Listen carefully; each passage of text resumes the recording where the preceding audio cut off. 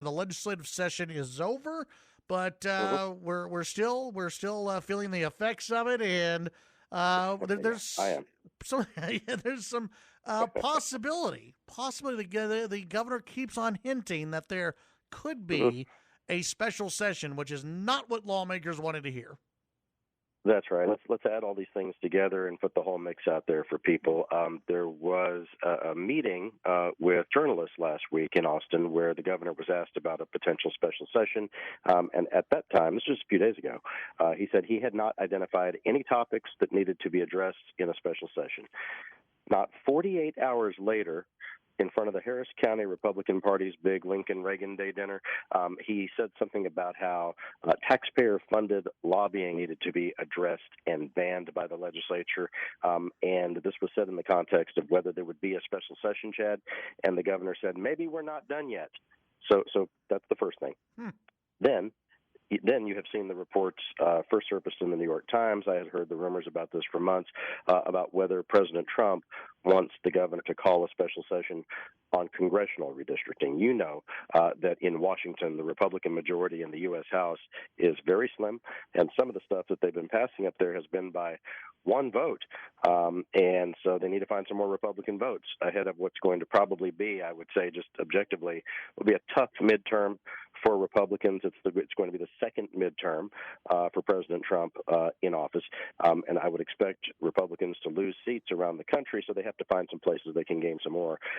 And the president apparently, when I was talking with some of our congressional delegation in Washington over the last day or so, Chad, some of our GOP congressmen there did say that the president and his team, and they didn't say exactly who they were talking about. With when they put Trump world in quotes, you could guess it's people like Stephen Miller or someone like that. But the Trump world has been convinced that, look, Texas is such a Republican place that they should be able to redistrict down there and find more districts that would elect Republicans to the U.S. House. As you know, Governor Abbott is already holding one Democratic seat open in Houston. After Sheila Jackson Lee passed away last year, she was replaced by Sylvester Turner, another Democrat who also passed away. So that seat is open. And my co-host on the Texas Take podcast, Jeremy Wallace, had made the point on a recent episode that, hey, one reason that Republicans were able to pass something by one vote in Washington is because that seat in Houston is open and a Democrat doesn't have it. So it's already razor thin. As I look at the map, though, Chad, and I've been looking at this in consultation with some of the best Republican minds in the state, none of us can come up with a great scenario for redistricting for Republicans in Texas. Maybe there is a way to redraw some of the lines down in South Texas, where, as you know, President Trump and Republicans have gained a lot of ground down around the Rio Grande Valley. But the fact is that if you start messing with the congressional lines in Houston and Dallas-Fort Worth, trying to make it more competitive for Republicans in certain places, if you move those lines, Chad, the easy way to think about it is you're moving the lines for the other districts too. And as one Republican put it to me, he said, this would be potentially endangering as many as 6 to 10 incumbent Republican congressmen from Texas right now by doing that. So it doesn't seem to be the smartest idea in the history of the world, but I do think that if President Trump is demanding it, and we haven't seen anything publicly from him yet, Chad, but I think what would seal the deal is if Trump posts something on social media, if he puts something on Truth Social that says that, we have the great state of Texas, it's so Republican, Governor Abbott should immediately call a special session on redistricting. It would be hard to imagine that Governor Abbott would tell him no. I do know there are some other folks, who are working on a variety of different issues who would, of course, love to have their issue addressed in a special session, but that's always the case. But this big ask from the Trump White House, it may be one where Republican leadership here can't say no, but then they might have to do some tap dancing, as far as what results they could actually provide to the president. I was about to say, well, I mean, what would there could be just an out here for Abbott, which is, you call the special session, but you can't guarantee that anything is going to get done.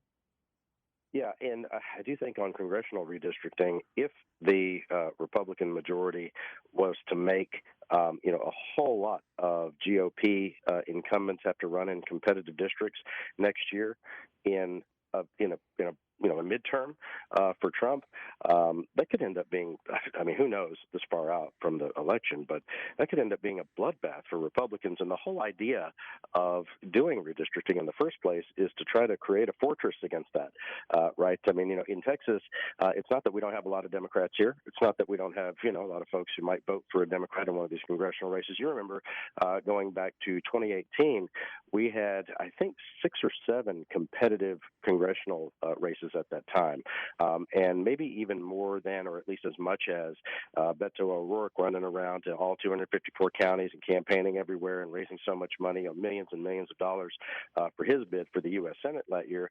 But we also had these Democrats who were, suddenly given access to a lot of national money running for congressional races around here.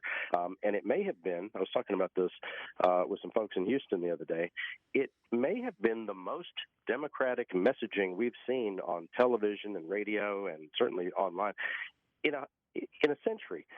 In Texas, that much spending, for Democrats in Texas, and inviting that through a special session on redistricting sounds like a bad idea. And some of the GOP congressmen that I talked to, who didn't want to be quoted on this because there's a potential that President Trump's really going to want it, but some of them said, look, even if Republicans could redraw the lines and do pretty well next year, or do well enough next year in Texas, the real danger for them, starts to happen 4 years after that, 6 years after that.